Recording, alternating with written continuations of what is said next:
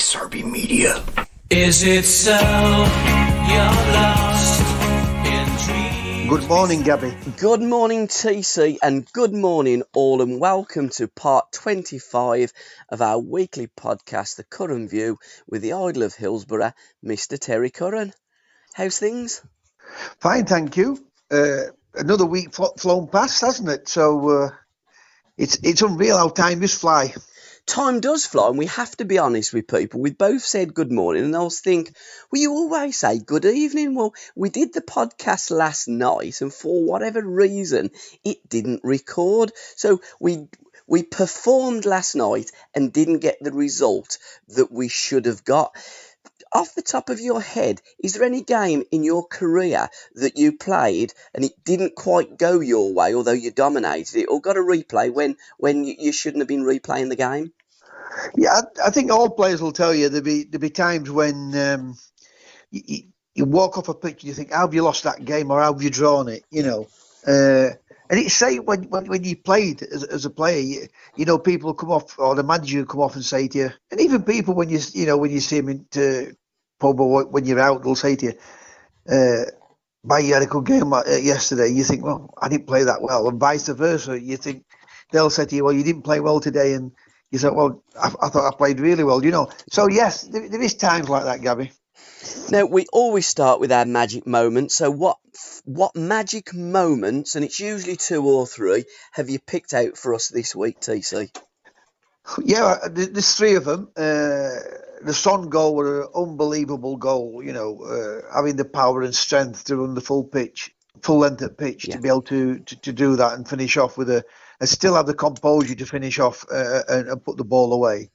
And then there was 2 incidents with Liverpool, Mo Salah with the back heel in the box for Liverpool's second goal, and Mane's pass putting the ball between the lines and putting out four players.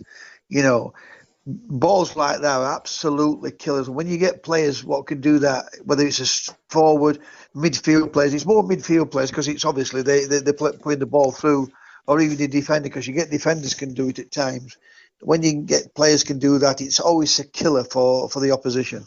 And that in itself is an art, isn't it? We can all pass the ball, we can all pass it sideways or backways, but to put that killer pass through, as you say, that splits the defence, it takes players out. That is an art. It is, and when you look at Liverpool and Manchester City, they're the main 2 teams what do it. The other team, there is other teams do it. Don't get me wrong. I'm not just saying, you know, Man City and Liverpool, but when you see the 2 full backs putting balls into boxes, which are phenomenal when they do it, because when you're putting a ball into the penalty, you've got to find your own man. You're no good putting it into the penalty box for the centre half to win it clear. And I listen to our pundits on TV and they'll say, "What great defending!" But now for me, that's not great defending. That's bad passing of a ball, or when you're putting a ball into the box. It's atrocious that you find the opposition instead of finding a man, you know, to get a shot at goal or to get an header at goal. For me, that's poor play from your part. And my 3 magic moments, because I'm picking 3 this week, I'm going to pick up on the first one of yours as well, Son's goal. I thought it was an amazing goal. And just briefly talk me through that. How difficult is it to run probably almost 90, 95 yards with the ball and taking players on? And you talk me through that, because how tired must you have been at the end of that run? Not all players can do that, can they? No, I mean, the two players I'll tell you to look at.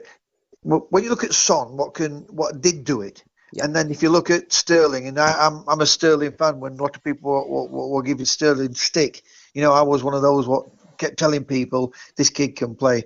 Sterling's a 10, 20, 30 yard burst man with a ball.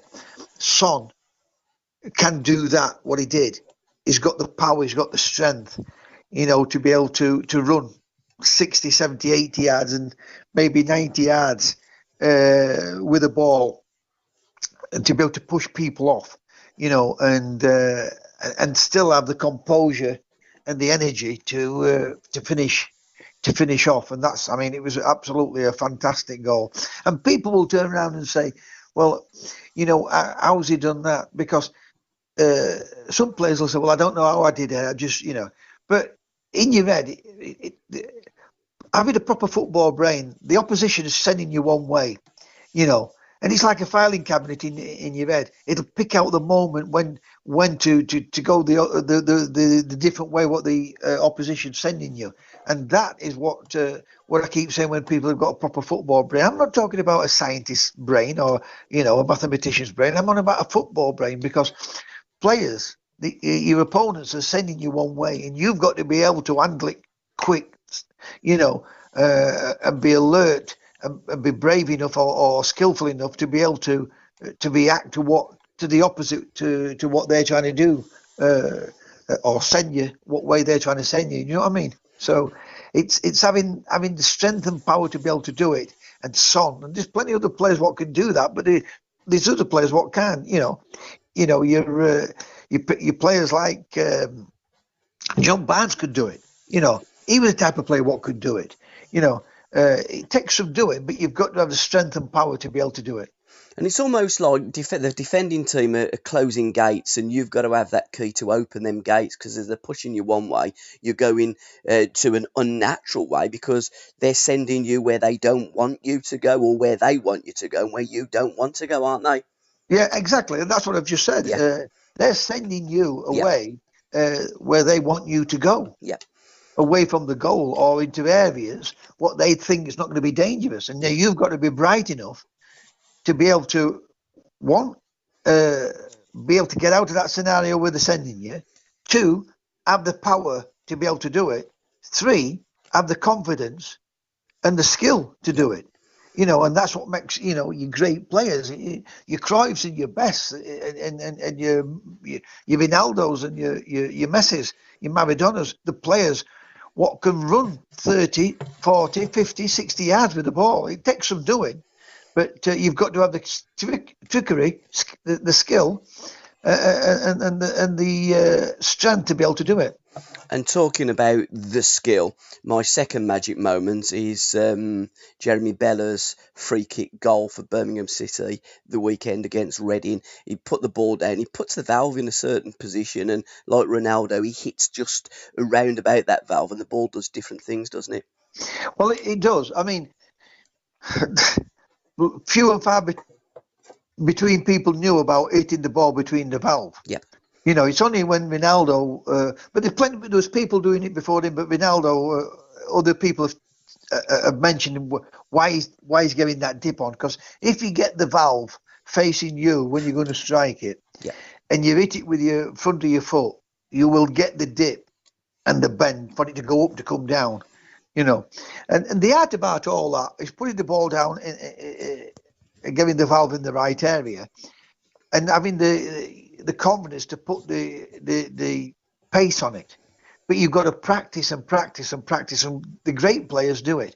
I mean, we have, in my time, and I still know it happens now, the coaches are giving people to practice free kicks, what they want to try on the pitch itself, and some of them are quite good, don't get me wrong, but you hear pundits say, well, you see that one's been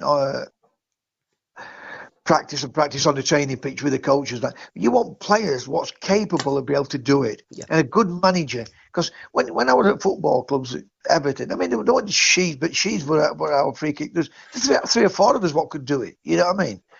But it's having that person on the ball what's got the confidence, and that person will practice himself, you know, of putting a pace on the ball.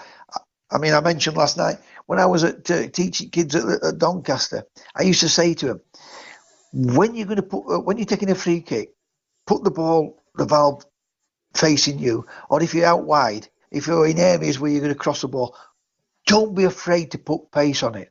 And strikers, when you're shooting, you know, put pace on it, place and pace, and you will score more goals, and you will put more balls into box if you put the pace on it, you know. And when you're crossing, you're looking to find a man, not just putting balls into areas for sake of putting into areas, you know. Now, There is times when you see the fullbacks at Liverpool, they put balls in, but that's into space. Yep. Not put into areas where you know your defenders are going to be there. You know, that's what you've got to try to avoid. You've got to try and aim for areas or players, more players themselves, but areas otherwise. You know, but it's putting pace and practicing and putting pace and place, and if you're in front of goal, and if you watch when you put pace and place, and when you see all the good players what do it, you know, I watched Jimmy Greaves do that when I was a kid. So that's what, when I was in front of the goal, I'd either go around the keeper or I'd put place and play, and I score more goals that way. And you will score more goals that way. You know, you watch them on television when they're doing it. And you're right about when you cross the ball. I mean, it's putting it into what I think it was a cricket term first, the corridor of uncertainty, and what people are in football terms, making defenders think. So putting the ball just in front of the goalkeeper, where the goalkeeper's thinking, do I come or do I stick? And the defenders turn round and he thinks, do I attack that or do I let the goalkeeper? And while you've got that uncertainty in the defender's mind, the forward's nipped in and he's put it in the back of the net. Well, it's like when teams play with big lads, they're just throwing balls up to him. Yep. Well, when I was playing, you used to get to the byline and pull balls back. Now you've two chances that way, because not only have you got your forwards and your midfield players coming onto goal, right? Yep. You've got the defenders turned and going back towards their goal. So a great ball in, and if you don't get it, there's a chance that they might hit one of the defenders and go into goal. Yep. But when you're just throwing straight diagonal balls into the box, there's only one advantage, and that is for the defending team, because they're having a run at the goal. But the great players put the great balls either into areas where the forwards can get, or they're pulling it back to the forward or the midfield player coming onto the ball. And it's them what are the great players. It's them what creates goals. It's them what gives the space to the teammates to get a shot at goal. And great players will always find space and time on the ball. And my third magic moment is nothing to do with actually anybody kicking a ball. It's a player that used to kick a ball, and he was a caretaker. Well, he's still caretaker manager, interim manager. I don't know how they want to term it and phrase it. Duncan Ferguson, when he was so jubilant with the two goals in particular, and grabbed the ball boys. I'm thinking that if they'd have scored another goal, the ball boys would have run in a different direction, because Big Dunk coming down on you is a fearsome and an awesome sight, isn't it? It is. And I mean, it was great to see it, and it obviously was a great result for my old club, Everton. That's what fans want to see. Yep. They want to see passion. They want to see commitment, you know, and that's one thing what Dunk will get out of his team. He will get passion and commitment, and he will demand that.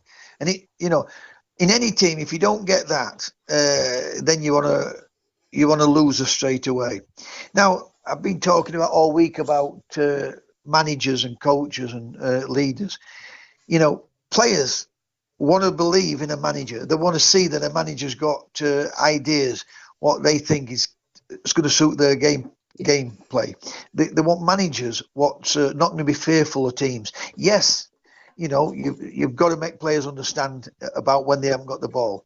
But Duncan was on the line. He's demanding, he's telling players, you know, if the ball's up at the other end, he's telling players, come on, get further upfield, you tuck in, you come round, you cover him, you cover that. And that's great. And that's what players want to see. And that's what fans want to see. Even players, because players can switch off a little bit when the ball's at the other end of the pitch. And it only needs one split pass to set the team off on a counter-attack. And if you're not concentrated, right, it can cause you problems. So what Duncan did on Saturday was he gave them commitment, he showed leadership, and he gave the team the belief, you know, to go and take Chelsea on. Because I watched the game, and some of the football that they played were terrific. It weren't as though Duncan was just throwing balls into the box. He changed it. He played a 4-4-2, but the movement of the forwards were terrific, and it was a great result. And it put passion back in to to the team, and it got the fans going. And like we said last night, it's a terrific ground once the fans get behind the team. And the thing is with Big Dunk, he's been there for some time, hasn't he? You know, he's actually learned the role as a manager or a coach on the ground, and watching the way other managers have done it. Now, sometimes you get a lot of benefit out of somebody that doesn't particularly do it in the right manner as much as somebody that does it in the right manner, because the different managers that you work with, you've worked for, you've worked under, you take bits of all of them and mould them into your situation, don't you? Well, I would imagine that's what majority of people do. But I mean, listen, it's not as though I'm against people all the time, but you know, I'll ask a question. I mean, a prime example is when to be a manager, you know, to say, oh, well, he's won this and he's won that. It doesn't mean anything, because you can go into a football team, a football club, and it might not suit you. And you get in there, you might think, oh, I wish I would have come here. You know, a prime example is when you look at people like Capello.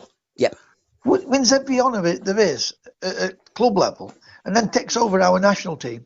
And listen, we had some great players. Right? You can all blame players as much as you want.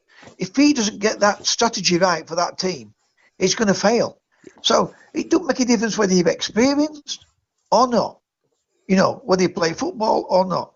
If you're a leader, what can get those players to believe in you, in what you're doing, and show that you're not frightened of the opposition, and have the right philosophy for the players that you sign, then you win more football matches that way than having an experienced manager. I mean, look at all the managers what keep getting jobs. It's like a merry-go-round. They've all got experience. They can all put a project on. They can all put a training session on, right? They keep failing. The same people what fail, what keep getting jobs. You know, so it don't make a difference who you are or what you do. It's only time will tell whether you're going to be a football manager or not, or you're going to be successful for that club or not. Spot on, TC. It's now time to pick our 5 of the best, and last week we did 5 of the best, or our favourites, our best in our opinion, of forwards of the 70s. No, it's midfield players. Last week we did. Last week, But this week we're going to be doing midfield players, not wide players, but you know, your engine room, your central midfield players. So in no fixed order, who are your 5 best midfield players from the 70s, TC? Well, I picked one. I had to pull him out last night, didn't I? Because you did, there's not many great players in midfield, you know, and one of my favourites. I forgot all about him. He's one of my favourites, you know. So I left him out at first, and I realised, and I said, no, he's got to be in my team. So I'm going to have Hudson, Curry, Alan Ball, Johnny Giles, and Billy Bremner. And we discussed about Liam Brady, because I had Liam Brady in there. And it's so hard to leave him out, because we're having British players. And it's so hard to leave him out. But it's not just leaving him out. It's leaving plenty of them out. You know, I mean, Graham Souness, one hell of a player, but one of the dirtiest players I've ever seen in my life. You know, to have that ability what Graham Souness had, yet what a vicious man he was on a football field. So they are my 5. And I'm disappointed that I've left some great players out, but that I won't be leaving him out because, like some managers do, I don't like him. You know, you can only pick so many. You know, but I'd still, if I had to have substitutes, they'd be among those substitutes. Yes, you're absolutely right. And in the 70s, we had so many fantastic central midfield players. I'm just going to give you a little list off the top of my head that players I've left out. Bell, Francis, Kendall, Dobson, Masson, McElroy, Daly, Hibbett, McCalliog, Brooking and McDermott. They would probably get into the England squad now. Colin Harvey were another one, you know. Yep. Jim McCalliog were another one. Yep, I've mentioned Jim. Great player. It's unbelievable, isn't it? You know, some great players. Great players. But the five that I've picked, and I was chewing over the last one, and I'm still tossing the coin, even though I've slept on it. Hudson Curry, totally agree with you. Johnny Giles, 100% agree with you. I'm going to put Chippy in there, in as much as when Alan played at Arsenal, Alan says to me that what Brady couldn't do with the ball was just, the guy was a genius. And that left foot, I remember Joe Gallagher telling me that Kenny Burns had said to him he could open a tin of peas with that left foot. I mean, it wasn't a foot, it was a wand, Liam Brady. So I am going to put Liam Brady in there. And it's a toss of the coin out of Alan Ball and Billy Bremner, and I've just shaded with Bawley for what Uddy said and what you've also said about Bawley, the best one-touch player he's ever played with, and he won the World Cup, but Billy Bremner won absolutely everything else apart from the World Cup, so it's one of them, isn't it? It is. I mean, Bremner will like Bawley, because I played against Bremner towards the end of his career, and I played with Alan at Southampton. Yeah. Bremner could play as one touch as good as anybody I've ever seen. Yeah. And the thing about Bremner, he was one of those players. Say if he got the ball and he's looking to play the ball right. Yep. Right, and you think, players would think he's going to pass this ball into that area there, and then all of a sudden he's use his left foot and go the other way. Yeah. And he'd look one way and pass it the other. I mean, you see Ronaldo do it. You see great players do it now, but Bremner was one of the first to do that. It would, I mean, Souness. I mean, when you don't put Souness in that, it's unbelievable. I just think it smacks of the quality that we had on football pitches in the 70s, whether that be goalkeepers, defenders, central defenders and fullbacks, wingers and midfield players, inside forwards and central strikers. We had, in my opinion, some of the greatest players ever to go on a football pitch in the 70s. We did. I mean, we won European Cups, and Champions Leagues, as we call it now. Yeah.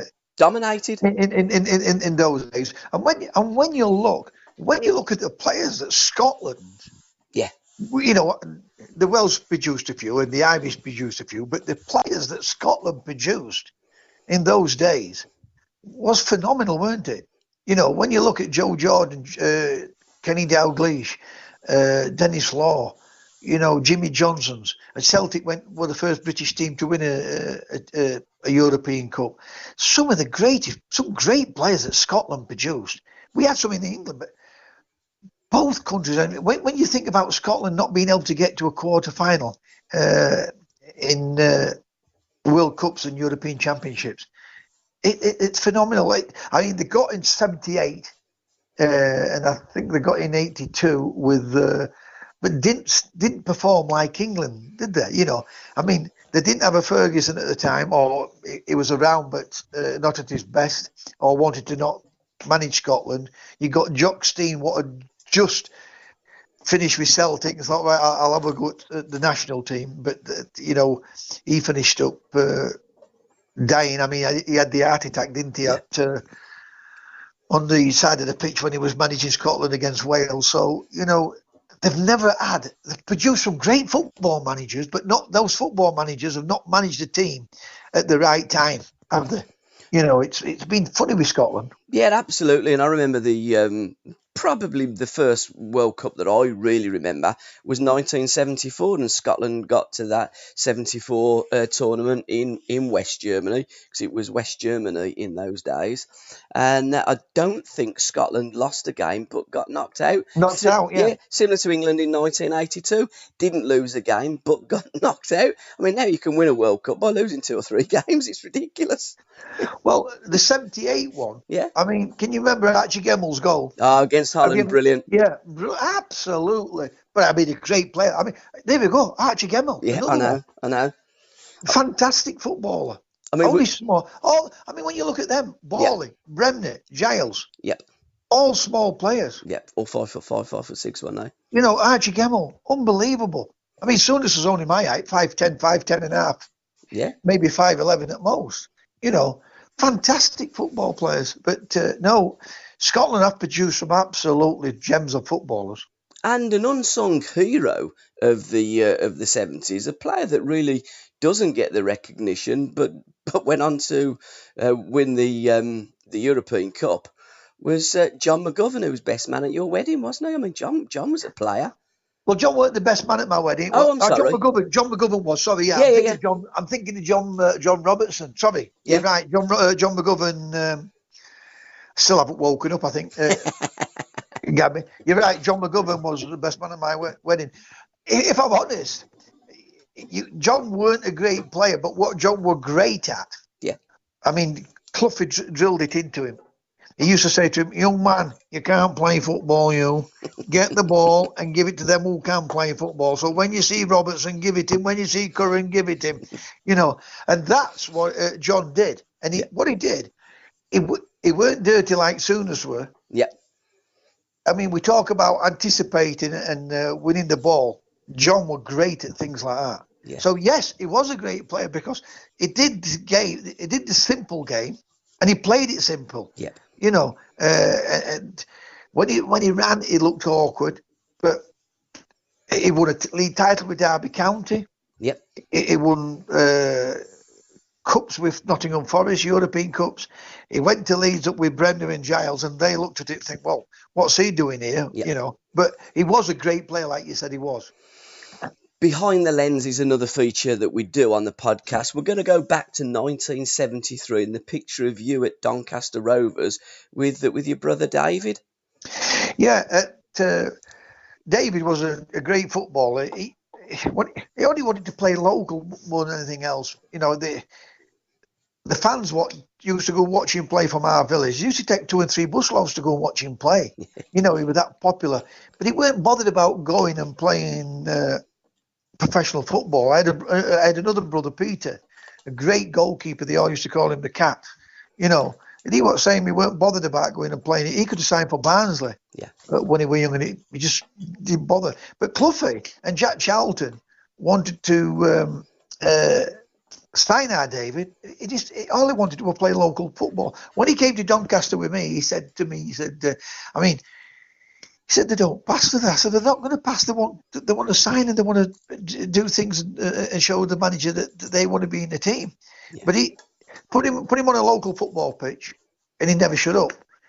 Put him away from out of the village, and he wouldn't say anything. But I'm totally opposite. Yeah. If they didn't pass to me, I'd give him a right rollicking. Yeah. Come here, give me the ball. But one season he scored 200 goals, not just for Kingsley Boys. But everybody wanted him to play with him, so he'd go and play local. He'd play for Hillsborough on a Saturday morning, Kingsley Boys on a Saturday afternoon. He'd play for someone else on a Sunday morning and someone else on a Sunday afternoon. He'd play honestly, but you could ask anybody. He scored 200 goals in one season with playing with these teams. And if you go to archives of Sheffield papers, it's in the Sheffield papers. 200 goals in one season. It was an incredible footballer. But when you look at the photograph, look at us both there, we're both a bag of bones. Yeah. At 23, 24, David had put a bit of weight on, and people used to say, I'll mark the fat lad up front. Within 5 minutes, within 10, 20 minutes, he scored an hat-trick. He got great ability, and 2 good feet. Now, keeping it in the family, another feature that we do, we always follow your son, Jock. How did Jock... Don't you set me off with Jock. How did Jock get on this week? Well, we were supposed to do this on Tuesday because you got a school activity with your daughter. Yeah. You were going to watch. And obviously, we did it last night, and it's not recorded. But what I was saying on it last night is I set off to Gainsborough on Tuesday night to go watch him play. Yeah. And then I'm in the car, and I said to Tom, I'm supposed to be doing that thing with Gabby. I forgot all about it.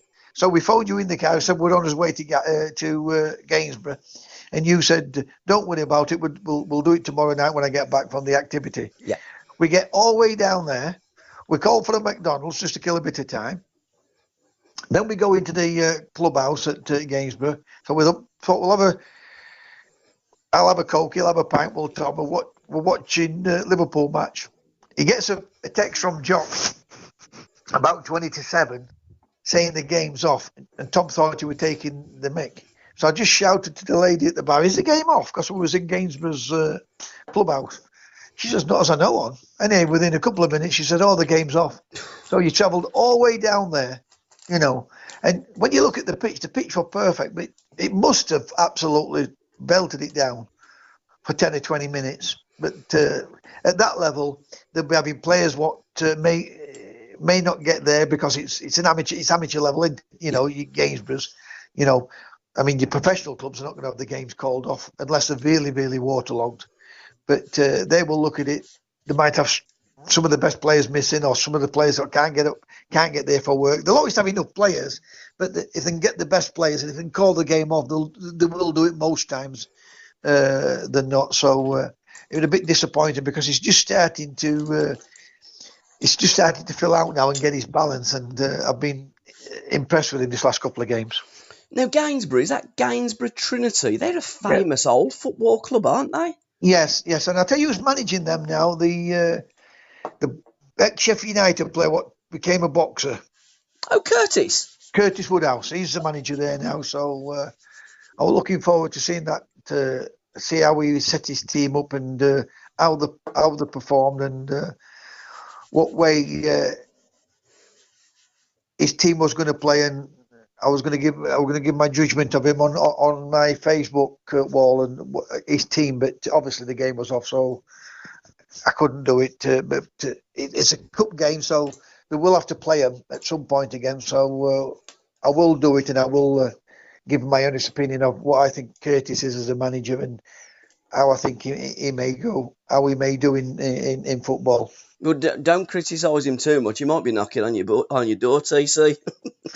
When I criticise somebody, it's a fair criticism. I'm not like pundits when they're wanting some managers to get the sack, saying because when you look at that, when pundits we can all see that the defending's not right. Yeah. We can all see that there's something not right at the club, and when you look at all that, the picking all that out, it makes it look worse for the manager. And the most important thing about any football team when the manager's lost the plot, it's that the players, you can see that the players are not playing for him, and that's what it is. So you're right, you've got to be careful with him because he did go to someone's house one day. What criticise? Yeah, he did. Yeah, I was over boxing. He reckoned he hadn't got the bottle or the courage yet, and then he turned up at his house. Imagine Curtis Woodhouse landing on your doorstep. You've got to know when to pick your fights, you know, Gabby, and who you're saying things about. Oh, you certainly have. There's a Sheffield theme running through the podcast, and there usually is, let's be truthful, because you are the idol of Hillsborough. Now, 40 years ago, Boxing Day, it was an absolute massacre. You put the blades to the sword. Let's stay there for the next 15, 20 minutes and reminisce about one of Sheffield Wednesday's greatest ever 90 minutes. It was an early kick-off. It was midday. The police had said that there needed to be. There was 50, arguably 60,000 inside Hillsborough. Talk me through the day. How did it start? Well, the official attendance that day was about 49,334, something like that. Yeah. But, you know, in those days you could stand up, and if there weren't 60,000 there, then if there weren't 60,000 there, they were telling us a lie, because I would imagine in those days, allegedly, they'd always take a little bit out. You know, if there were 60,000 there, they said there were 50. If there were 50,000, they said there were 40. But the day itself, we met at the ground. We went up on bus to have a lunch up at the Rutland Hotel. It's the first game they played within the last 8 to 12 years. I'm not quite sure now, but they hadn't played each other for a long time. You can say a minimum of 8 years. Sheffield United were at top of the league. They'd just come down that season. They still got good quality players from playing in the old second division. You know, they'd been in the first division. Wednesday's been out of it for a long time at Sheffield Wednesday. So United had started to get a little bit of a better following, because Wednesday are the biggest club in City. But when you're playing in the Premier Leagues and when you're playing in the old first divisions, the young kids want to watch the Manchester Uniteds, your Arsenals of this world. And Sheffield Wednesday lost a bit of impetus in that, and But when I came there, we did turn it round a bit. I mean, the gates went from 12,000 to 28, 30, 35,000. But that game was a full house, a complete full house. The buses weren't running that day. It was a Boxing Day. For a good month, the fans were, don't let these beat us. We don't want to be going into work. We're sick of them being the top dog for the past 8 seasons. So driving down on the bus, there's thousands and thousands of fans. I mean, you see an FA Cup semi-final. I played in FA Cup semi-finals. I played it with Everton in the semi-final, Southampton in the semi-final. But there's no buses, so there were fans walking. There were thousands of fans walking to the game. Where you usually see it when you're driving, say, like we were playing at Highbury.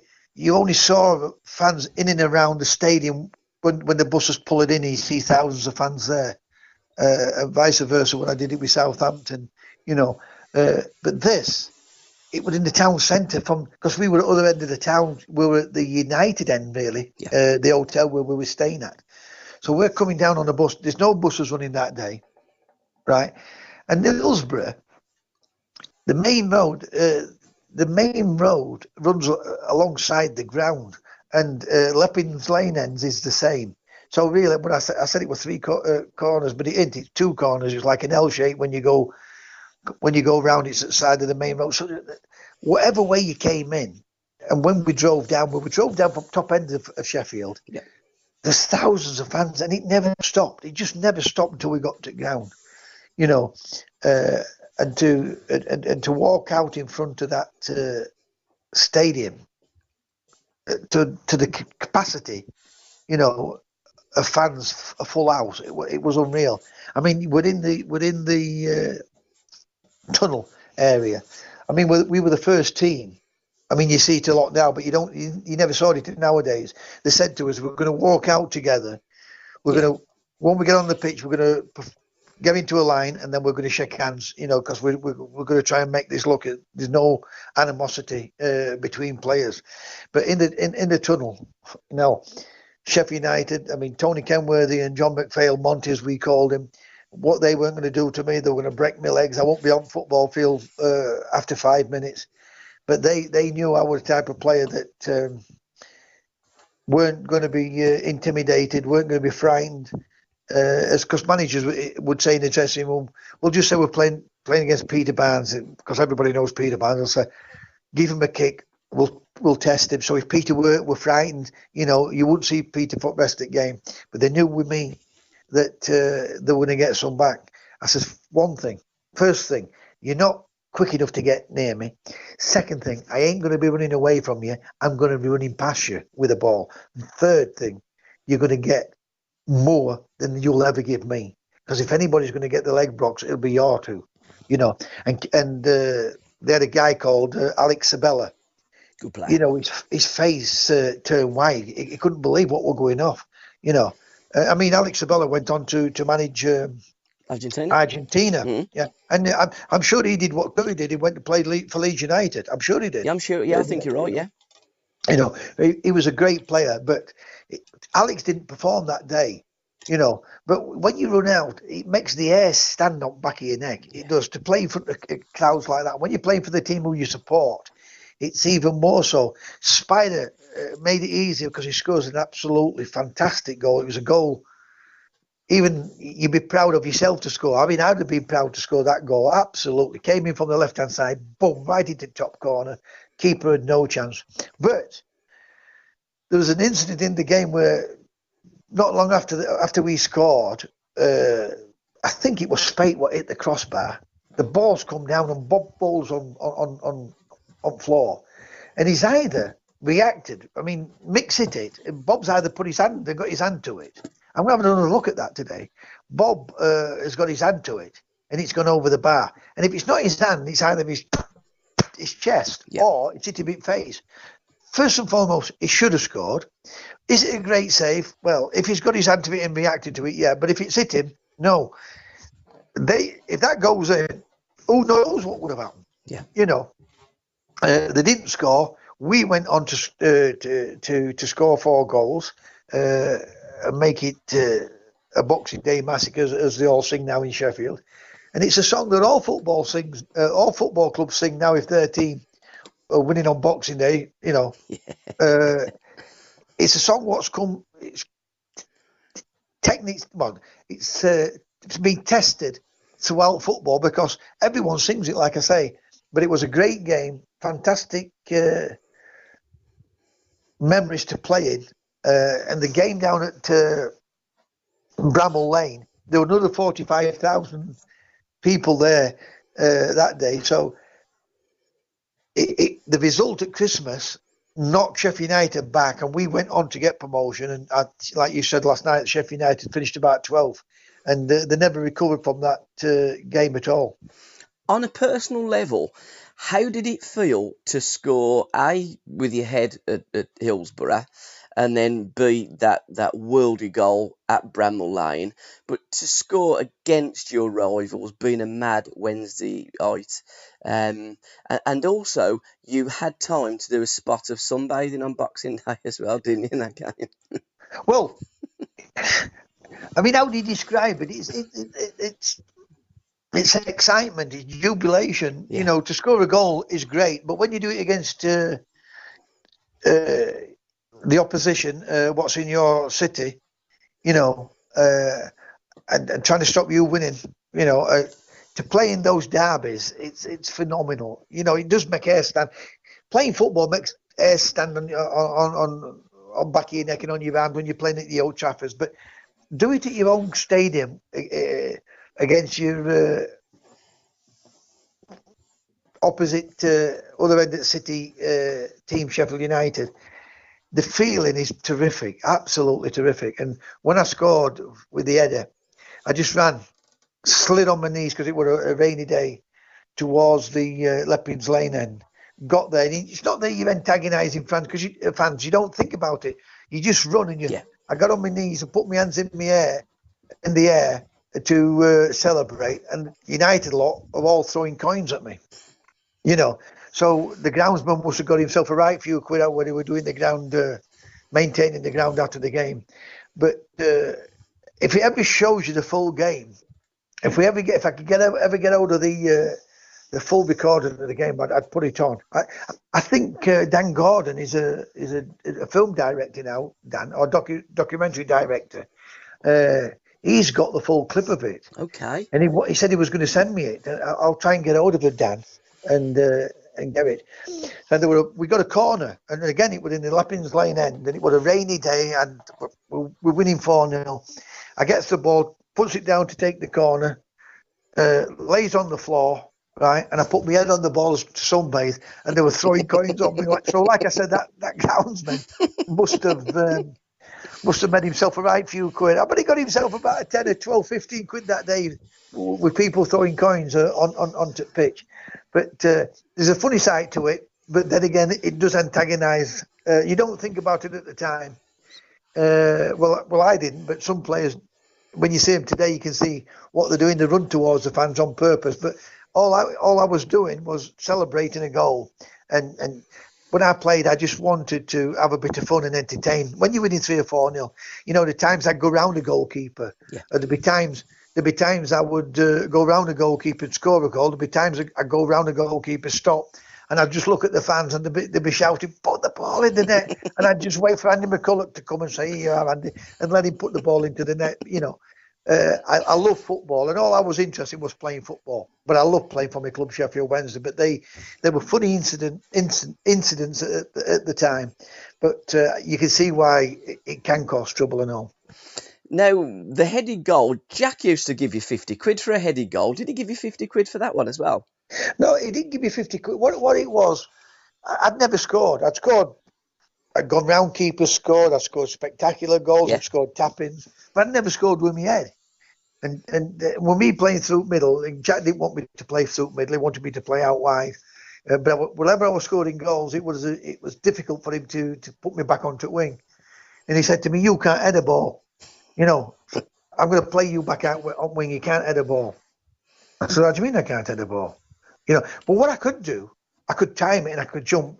By the way, you were right. I couldn't head a ball, but I didn't.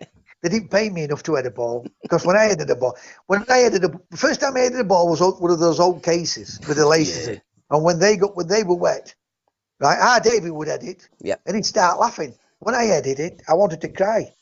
You know, it used to give me an headache. You know, I didn't know how to hit a ball, but as you become a professional footballer, you're learning all sorts of different things. But I could time it. Yeah. We're playing up at Grimsby, and he said to me one day, we got into an argument about something. You know, when they say an argument, not an argument where you're slagging each other off, but an heated discussion where he's saying, well, you can't do this, you can't do that, you can't do that. I said, well, I'll bet you £100.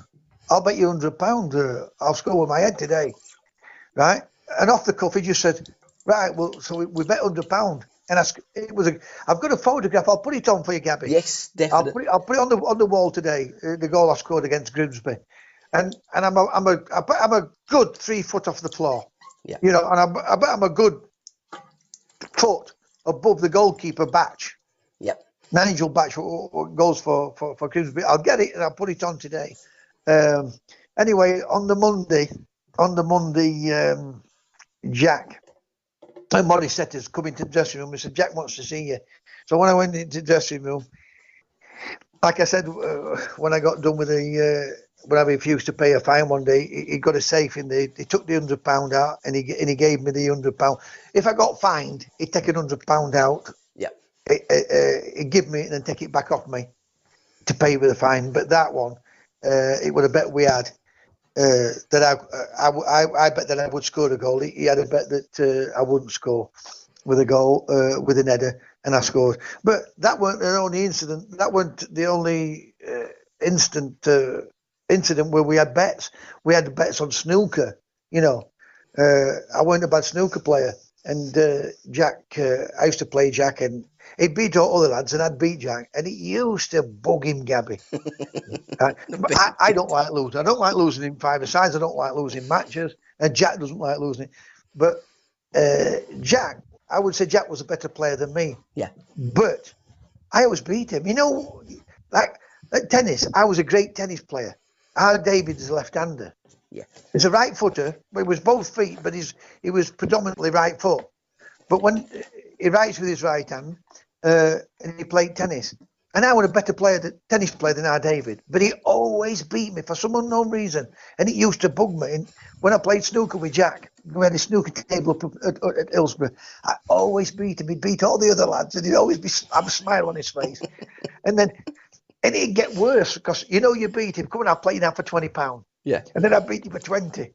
We're not going, no, I've got to go, Jack, I've got to go. No, we're not, we're having another one, it's £40, you know. And he'd lose, he'd get angry, you know. And one day something happened, and I said, that's a foul. And he went completely ballistic, he did. And Alan Biggs was there, he come down to interview him. And Alan Biggs tells a funny story about it. So I said to Biggsy, or he said to Biggs, one of us said to Alan Biggs, is that a foul? He said, well, I don't know. So anyway, we left it, right? And now we left it, so it went in his favour, Jack's favour. I still beat him, by the way. But Biggsy then phoned someone up at the Crucible about the shot, right? So when he's done his interview, he's mentioned that I was right and Jack was wrong. Yeah. You know, and Jack absolutely went ballistic with Biggsy, and he gave him a right rollicking. So I'll get Alan Biggs to send me that interview. Yeah. And when he played it, if you ever meet Alan Biggs, and probably you'll meet him if we're ever together at one of the games and he's there, and you ask him about it. So I used to wind Jack up somewhat rotten, not in a sense that I did it on purpose. Yeah. But I do think that it used to wind him up, like, you know. So great times, great game to play in both the derbies, and great memories for me. And it'll never leave me playing for Sheffield Wednesday and playing in those type of games. Now, commercially, it would make a lot of sense if Sheffield Wednesday did a 40-year commemorative DVD of that Boxing Day massacre, because there's some games of football that players play in and fans look at it and that, but that really is an iconic game, and it's got to be up there as one of the greats of British football. And you had a reunion last Friday. How did that go, meeting up with the old guys again? Brilliant. When you think of that, especially with the club, they would have they would sell a few, because other night, it was Friday night. Thursday night I'd gone to do at Nottingham Forest with John Robertson and them. Okay. And then Friday night I went to a do at Hillsborough. Absolutely packed, and I mean packed. You couldn't move inside it. Some great funny stories from all of us, all lads. But it was great to see. I mean, I've only seen Spider, Brian Hornsby, Bob Boulder, and Andy McCulloch about 3 times, maybe twice in the 40 years, because them four were living down London. Yeah. And Jeff King doesn't come to any of them. I think we've had 2 or 3 now over the years. He doesn't come to him. He seems to be a shy lad. I didn't think he got on great with Jack, did Jeff? Yeah. He was a small player, but I mean, Jack played with Giles and Bremner, but Jeff was a strong player. He weren't frightened of anything, but he was in and out at team, and he didn't like that. So I think partly it's that, but partly he is a shy kid. Jeff Johnson weren't there because, well, I don't know what happened with Jeff, but who was the other one? Mark Smith. He weren't particularly well. He came downhill that night. Yeah. And Charlie Williamson played in the game. He either someone in his family weren't well, so that was the only 2 what were missing. Was Ticker there? No, Ticker weren't there. No, he was another one. Yeah. So I think there was Spider, me. When I say Spider, Ian Mellor, Andy McCulloch, Brian Hornsby, Roger Wilde. He was in the squad. Didn't get picked in the team, so Roger didn't go to game. Roger was telling the story, but he drove off. He drove off up into Hills in Sheffield. Disappointed because he weren't playing it. Bob Boulder was there. Mike Pickering, the captain, was there. So great turnout, and absolutely, it was a full house. You couldn't move in place, and they all enjoyed themselves because there were plenty of laughter in the room. So great night, and like I said, great memories. Those reunions, I don't know who gets the most out of it. The former players reliving the memories, or the fans listening to you reliving the memories, because I think it's wonderful listening to former players talk about those halcyon days. Well, it's great to see your ex teammates, what you haven't seen. If you haven't seen them for a long time, it's great to have. And the first thing, when I got there were Brian Hornsby, Bob Boulder, Mick Pickering, and Andy McCulloch. So I haven't seen, like I said, for ages. And I was the one who would always say something to the manager, and as soon as I walked through, they were just laughing their head off, And we all hugged each other, and then we were reminiscing of stories. Can you remember this? Can you remember when you and Jack had a fight in gym and all that? And then you're telling those stories that the fans want to hear, and they're laughing their heads off. Bob Boulder was quite funny and all with some of the stories. When he was going in for a pay rise and things like that. And when he was talking, I'm only on £20 a week, like, and everybody's laughing their head off at 20 quid, because when you look at football nowadays, he was on more than that, but he just made it out that he was on £20 a week, like, but great times, great memories, and great laughter. And I think the fans love it more than the players, but the players just love seeing each other and reminiscing about the time, but the fans want to listen to the stories. And stories what they may have heard, but not sure whether it's true or not. So when you confirm these little antidotes and you confirm them, that they love it. They just love to listen to players talk. Because again, that's the one thing that I'm guessing that lots of former players miss, as much as they miss the game. Probably miss the crack in the dressing room even more, don't you? Well, when I walked away from football, and to say I love football, yeah. I knew everything about football. You hear young kids talking about players. I was like that when I was a kid. I knew, and we didn't get all the. We didn't have Wikipedias and Googles, and we had match a day, and that was it. And the only European matches we saw were international matches or European Cup. You didn't see European teams play like we can see now. So, and I knew loads and loads of European players in my day. So what I'm saying about it is football, it changes because it has to change to get it to improve the game itself. But they're all it's still the same when you see each other. It's just great to see players that you haven't seen for years, and it's just it's as though we were going back playing. But I walked away from it, and I just thought I'd had enough of it. You know, and when you do things like that, and you think to yourself, what's the reason for it? Why? Well, there were times when I couldn't do anything because choose where you went, not pestered, but people wanted to talk to you and things like that. And I'm one of them what will talk to them, but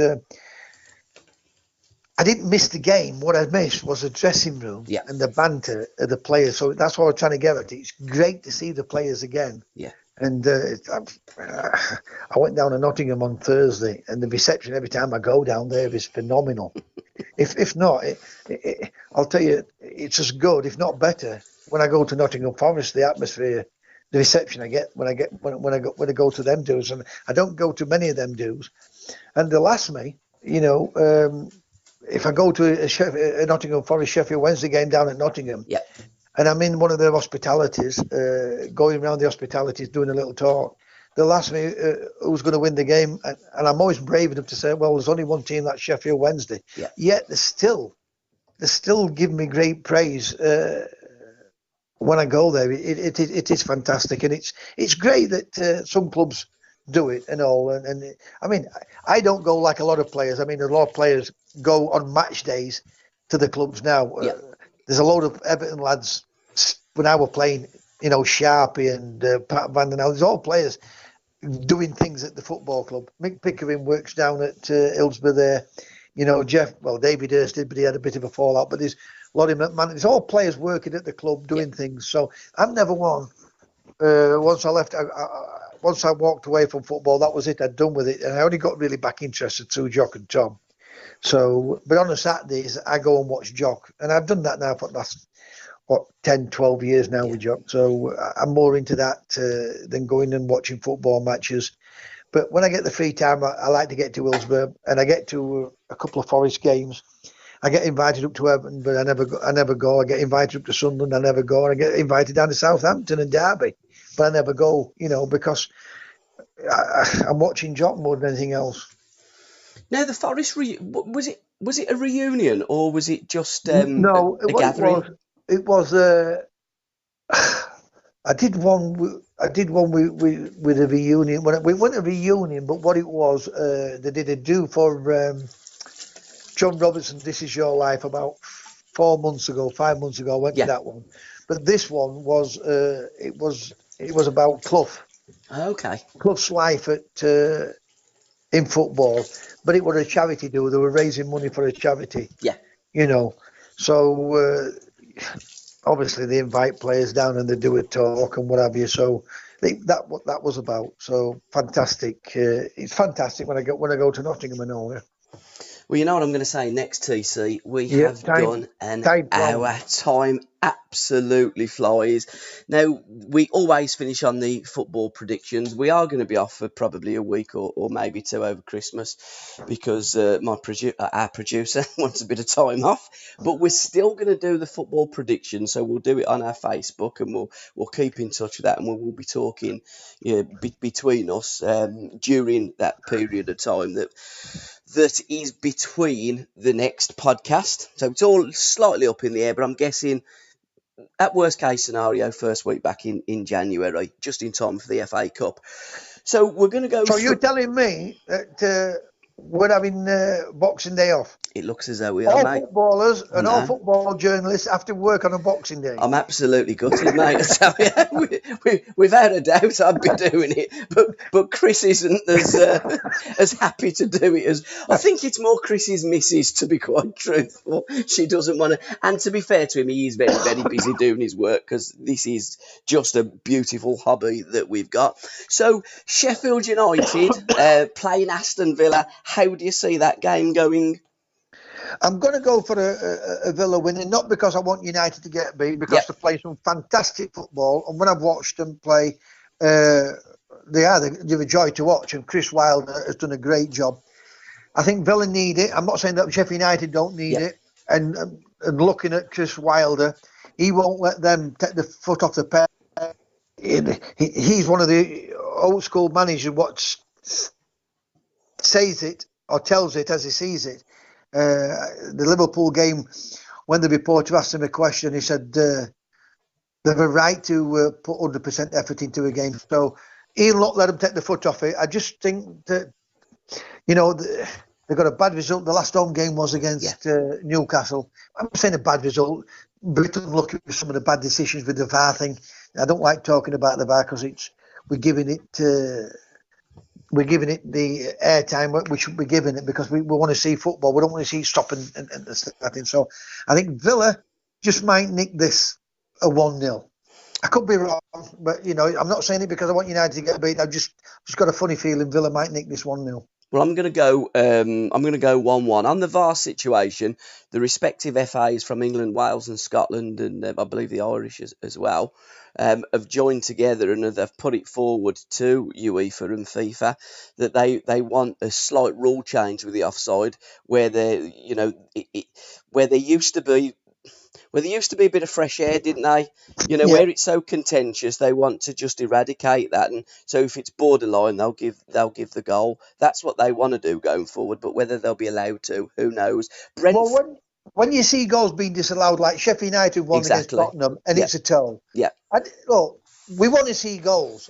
If it's offside, you're gonna, what you're gonna get is people say if it's offside, it's offside. Yeah, I know. Yeah. So that's the problem we've got. Yeah, I get that. Yeah, I get that. But now they can highlight it and put a line on it. Yeah. And they say, well, so the ones what want offside are going to demand, well, it's offside, and the other ones like me and you and other fans think, well, that's a bit harsh. That we want to see goals, not stopping it for VAR.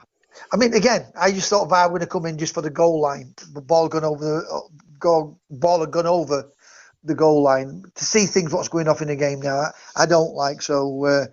Sometimes it works for you, sometimes it doesn't work for you. But let's hope that we can get a way around it where when it's the finest of margins that we can let it go. Yeah, and that's what they are trying to eradicate, to be fair to them. Brentford versus Fulham, I think this is going to be a fine margin as well in this West London derby.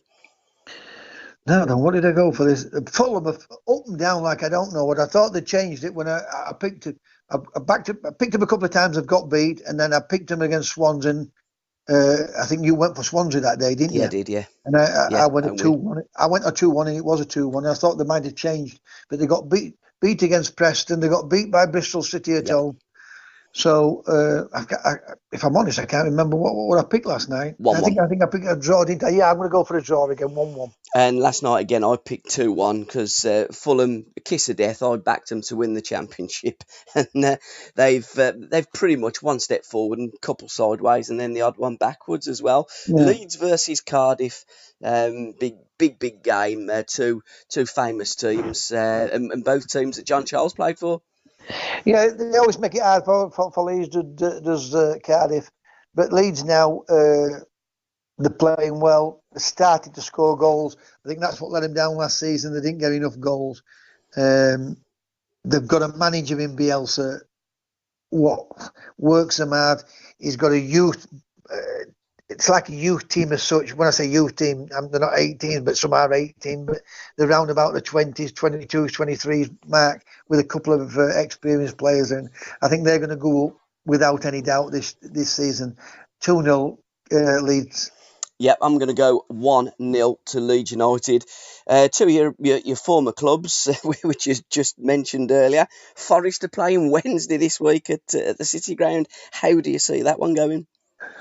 Well, Wednesday always seemed to do well against Forest, and when I was at Forest, and when you see Forest play Sheffield United, they've always got good results against Sheffield United, but Wednesday's always got the better of Notts Forest. When I say the better, whether it's a draw or a win. The last time I the last time I saw Sheffield Wednesday at Nottingham Forest, Wednesday won 3-0, scored a terrific goal. I think there was about 30 odd passes in the game when Cavalier was manager. So I'm going to 2-1 win Sheffield Wednesday. Yeah, I'm going to go for a draw. I think a 1-1 draw for me. Manchester United versus Everton. I think the front three of Man United will be far too strong for Everton. Like we spoke about earlier on, Duncan Ferguson will get them up for the game. He'll make sure they play with passion. He'll make sure that they give 100% throughout the game. But I'm going to go with a 3-0 Man United. They've just turned it round now, Man United. Yeah, I'm going to go 2-0. I think United will have too much for Everton. And finally, because we always make it up to the 6 when we do our football forecast, Birmingham City versus Albion. How do you see that going? Albion are flying, but drew at Wigan in midweek. Yeah, well, like Leeds, they're not going to keep winning and winning and winning. I think Leeds won about 6 or 8 on short. So I was thinking about it may be a draw, but I've gone with Leeds for 2-0. I think it weren't a great result for West Brom up Wigan, but they didn't get beat, and they are playing well. I think he's another good manager in that league, Bilic. He's got them playing some good football. They're playing for each other. I'm going to go a 2-0 Birmingham. Sorry, Birmingham fans, and sorry, Gabby, but I just think they'll be a bit too strong for you. And I like Birmingham. I like the way they're playing football. So you're going 2-0 Albion out at St Andrews, and I'm going to go for a 1-1 draw. It's 12:30 kick-off, and I do find that sometimes with the early kick-offs, you do get some strange results, and I'm hoping that we do get a strange result, and Birmingham can get a draw, get at least something from West Bromwich Albion, which we dearly need. Well, TC, that closes the podcast for this week, so thank you very much again. Merry Christmas to you and yours and everybody for listening. But as always, you won the football forecast last week, so you get to pick the music this week that we're going out with. So take it away. What you picked? Well, Merry Christmas to you and your family and everyone, all the fans what's listening. And I wouldn't be too disappointed if Birmingham beat West Brom. But I'm predicting, we're doing predictions, so that's why I'm going down that route. But if Birmingham win, and it makes it even more happy Christmas for you and all your Birmingham fans, it wouldn't bother me. I'm going to pick one of my favourite artists, Paul Carrick, with Blue Eyes. Fantastic, TC, and an artist that you've shared the stage with, and you'll have to put that up on your Facebook account as well. I'll get those photographs out today and I'll post them up for you. Top man. Thanks, TC, and thank you all for listening. Merry Christmas and a Happy New Year. Yes, Merry Christmas and Happy New Year to everyone, and I hope it's a good one for everyone. Yeah. Bye. Bye.